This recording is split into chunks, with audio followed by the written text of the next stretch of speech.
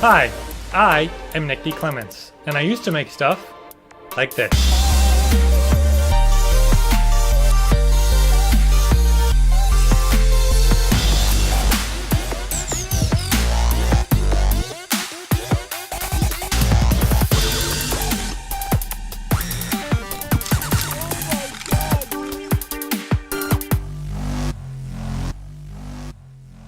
Alright, so today's video should be pretty quick and simple. I just have these wooden Michigan Hawking Club decorations that my wife's friend picked up at auction, and she just wants a way to hang them. They have no kind of hardware on the back.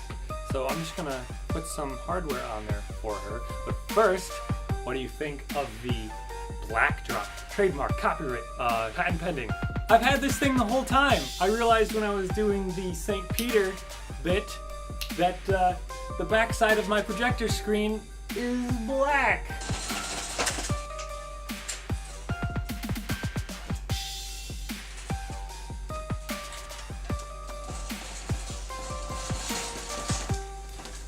So I'm really stoked to have black over white.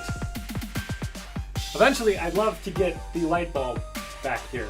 Get a light bulb printed this big. But I think first, maybe if we ever hit another milestone, I think I'll get a professionally printed light bulb for the other screen. Postupstands.com is where I actually had the giant background printed for the TARDIS, and they do really great work at pretty decent prices. So I'm hoping to order a big light bulb print through them. Anyway, my set design aside, there's 101 ways that you can attach hardware to something like this, or a picture frame, or anything else that you want to hang up. And what I've settled on are using these Keyhole Fasteners. And these are actually how I attach the police box signs to the TARDIS. And I actually had to take one off to go look for them in the store again, because they are in the picture hanging hardware section, but they're a bit hard to find and they're sometimes easy to overlook. I was staring right at him and I couldn't see him until he eventually flagged some red vests by to help me find them. Anyway, I'm gonna just attach this real quick.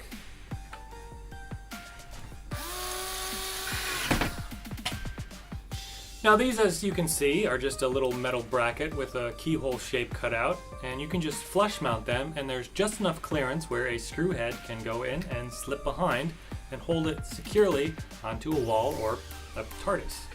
Now, of course, you could router out a cavity for these to sit into, and then this could actually sit flush on the wall, but I'm just going to do the easy way and just mount it right on the surface, since it works that way as well. You should be able to get away with just one at the top, and if you center it well enough, it should hang quite level. And I'm also throwing some rubber bumpers on the back, so that'll allow you to position it on the wall. And for this one, I think I will just do one. This one, however, it's quite a bit beefier, and I think I'm going to do two just so it's more secure. So let's just do this one first. A little larger than 12 inches wide. All right, 6 inches is center. I'm just going to pre-drill my holes. A little Dremel.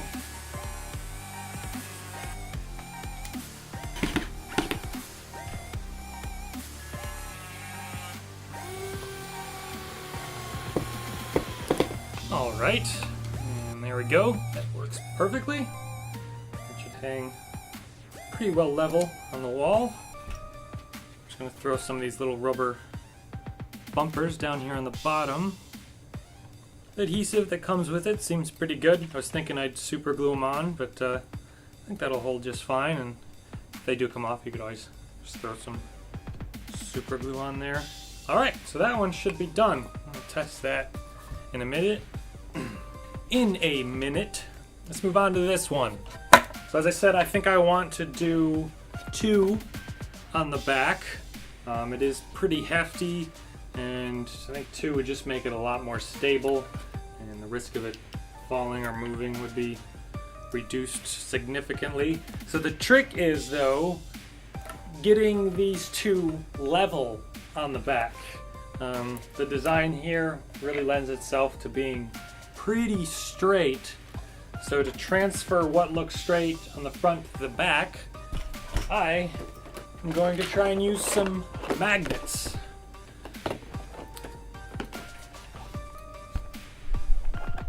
I think these will do. If not, I have plenty of other in stock to choose from. I always like to keep a decent stock of magnets on hand. You never ever know what kind of problems they might solve for you.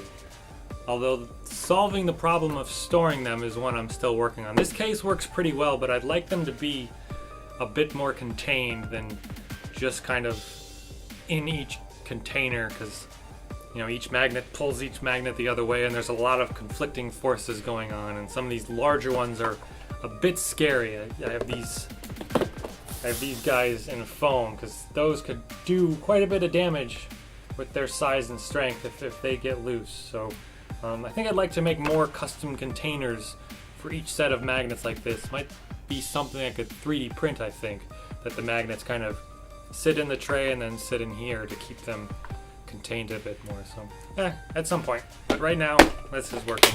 Anyway, magnets. Oh!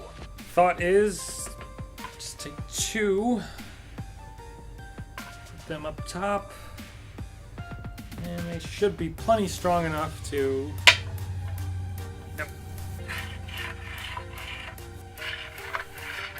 So I can transfer a point from the front to the back quite easily this way. Bottom of the N. Yeah, that's pretty good there. Does that look straight? That looks pretty straight. And of course, if it's not straight enough, you can always adjust when you're putting it on the wall. Your 2 points, just kind of adjust them there too. So there's always an area where you can make a second adjustment. But that looks pretty level. So I'm just going to mark here where those points are. Let's take those off.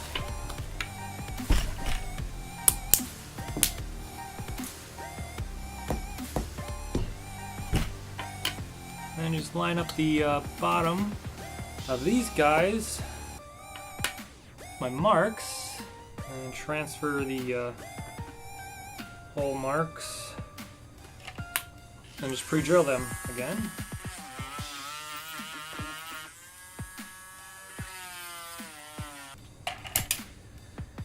And now the stock screws that come with the keyhole fastener set are a bit long, and I'm pretty sure they would poke through at this thinner point. So I'm going to use a tinier screw. And these guys should work.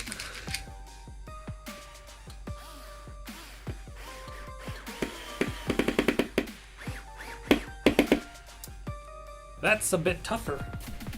Let me get some big guns on this thing. Alright, and then flip it over and make sure we didn't go through, of course not. And then I'm also going to throw 2 bumpers on this one as well, just to keep it level on the wall.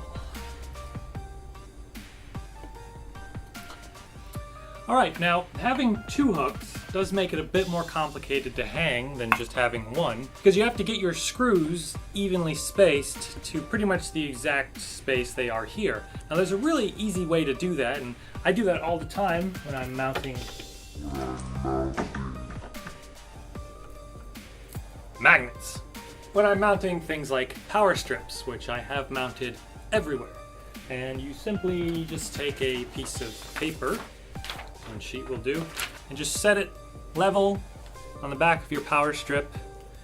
And then I like to indent where the keyholes are, and then just trace over them just to make them easier to see. Isn't really necessary, I really needed the points. Then you have a perfect template to transfer those holes to a wall. And you just set this up on the wall, set it nice and level, and then put your screws in the holes, rip the paper off, and then you can mount your power strip or your Michigan Hawking Club sign. Oh, and I kind of said that as common knowledge that you can mount power strips to the wall. That's what the keyholes on the back of them are for. But apparently that's not common knowledge. We had one of those rainbow vacuum cleaner salesmen come to our house a few years ago. Super weird and awkward experience. I don't recommend it. I don't know if he was just trying to act impressed to sell his vacuum, but he saw a power strip mounted on the wall, and it was like blowing his mind. Hey, could I borrow an outlet from you? Excellent. Oh man, that's cool. You put that up there yourself? Yeah, there's outlets everywhere. How'd you get? Is that like super glued? No, it's screws in the back. Oh really? I didn't know that. That's pretty nifty. Absolutely. Like he had never seen that anywhere before and had no idea you could do that. So if you didn't know, yeah, you can mount these to the wall, and it's actually a really handy thing to have. So you can pretty much easily do the exact same thing with these mounting holes. Just like that, and that'll give us our template. But since I'm putting this together for someone else, I might as well make the template for them, and instead of just sending them a piece of paper, I can just put the holes exactly where they need to go in this popsicle stick, and they can just set this up on their wall, draw the holes where they need to go, add the screws, and hang it, and it should be that simple. Fairly. Center mark. Swap out for a larger bit in my Dremel. Now if you have a Dremel, I'd recommend, well, if you don't have a Dremel, I'd definitely recommend getting a Dremel, but I would also recommend getting the $10 chuck for the Dremel. It just makes swapping out bits so much faster, so much more convenient than using the included spacers and inserts that it's designed to use. And there's a few cases where you'd use those, but this chuck is just so much more handy.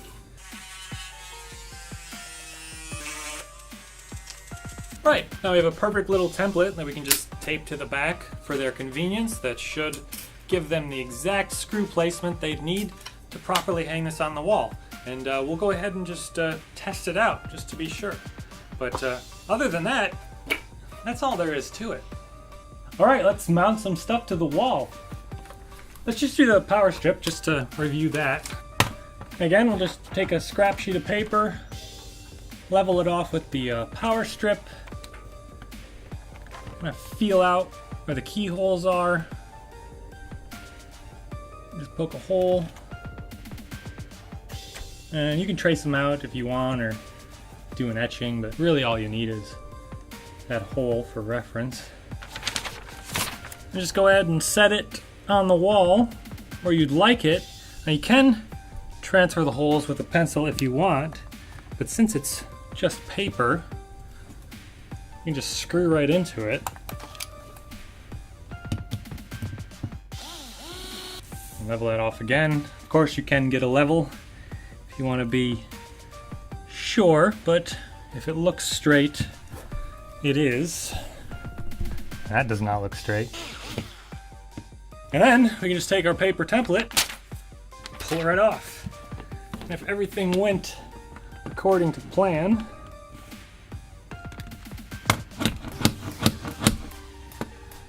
that's according to plan. There we go. So mounting power strips, this week's bonus tip. Now, of course, this one, super easy to mount. Uses one screw. And there we go. That looks all right. Now for the big one, again, we could make ourselves a paper template, but since I made the popsicle stick one, we'll use that. There, come up there. And again, if everything went according to plan,